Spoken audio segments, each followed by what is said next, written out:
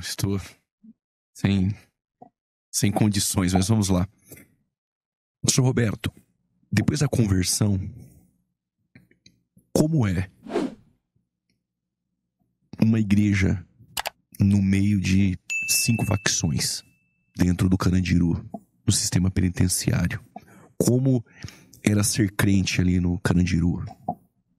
Ser crente dentro do sistema penitenciário não é fácil.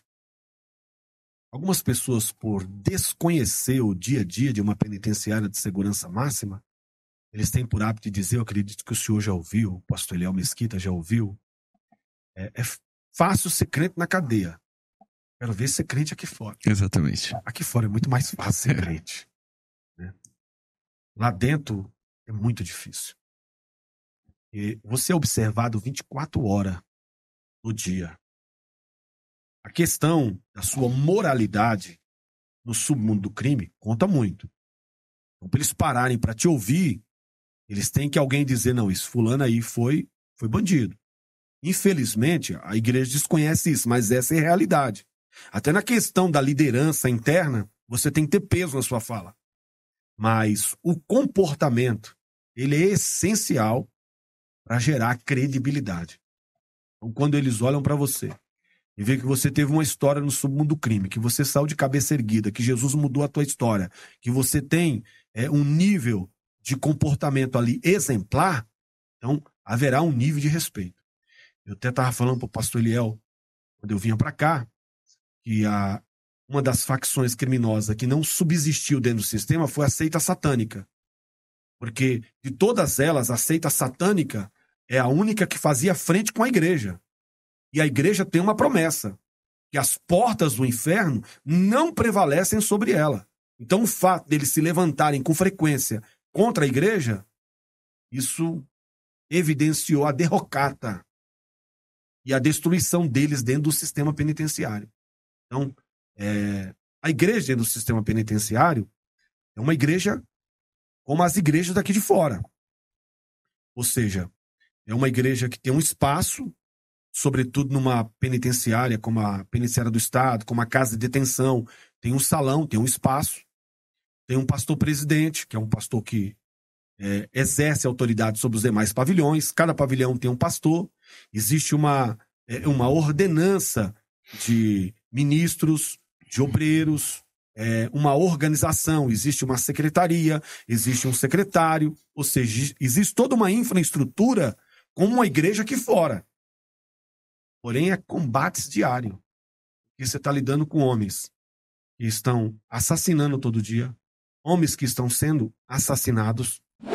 Você está num ambiente extremamente hostil. Ou seja, quando há uma rebelião, como houve a mega rebelião, o crente não é distinguido do preso comum e nem do faccionado. Todos é tratado com nível de igualdade. Então, é guerra todos os dias, meu amigo. Peleja todos os dias. Mas eu não enfrentei tanta dificuldade como líder da igreja dentro do sistema penitenciário com relação às facções e à população, como eu enfrentei dentro da própria igreja. Porque quando você é transferido de uma penitenciária para outra, você vai assumir uma igreja que foi liderada por um fariseu, por um indivíduo que não teve uma experiência como eu e o Senhor tivemos, com Cristo, com a graça, com a palavra. Então eles receberam rudimentos e tradições. Então na mente deles acredita que o evangelho é composto de elementos, de tradições, de regras e costumes que tem que ser levado ali a risco, sem misericórdia. Então a oposição maior que eu enfrentei foi a oposição interna. Até desconstruir esse ensino arcaico, aplicar o verdadeiro evangelho de Cristo, preparando homens para viver em sociedade, para serem ressocializados, reinseridos, não só no contexto social, mas também no contexto familiar. Porque o senhor imagina, um homem que era um viciado, que era um ladrão, que era um bandido, vem para a cadeia, se converte, Aí sai da cadeia, chega em casa, quer quebrar a televisão da mamãe, quer quebrar a estátua da tia, ou seja, o ídolo da tia. Então gerava um confronto familiar muito grande.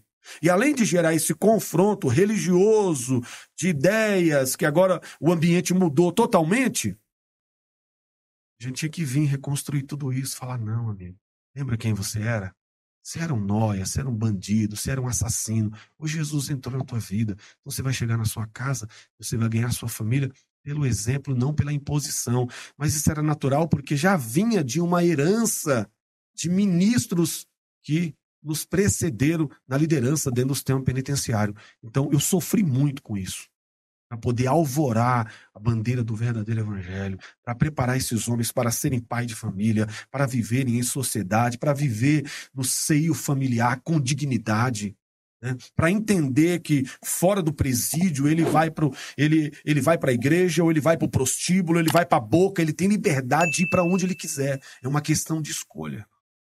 Ele escolheu Cristo. Cristo entra, nós acreditamos e Cristo transforma. E Cristo transformando, ele sai, ele faz a escolha certa. Glória a Deus.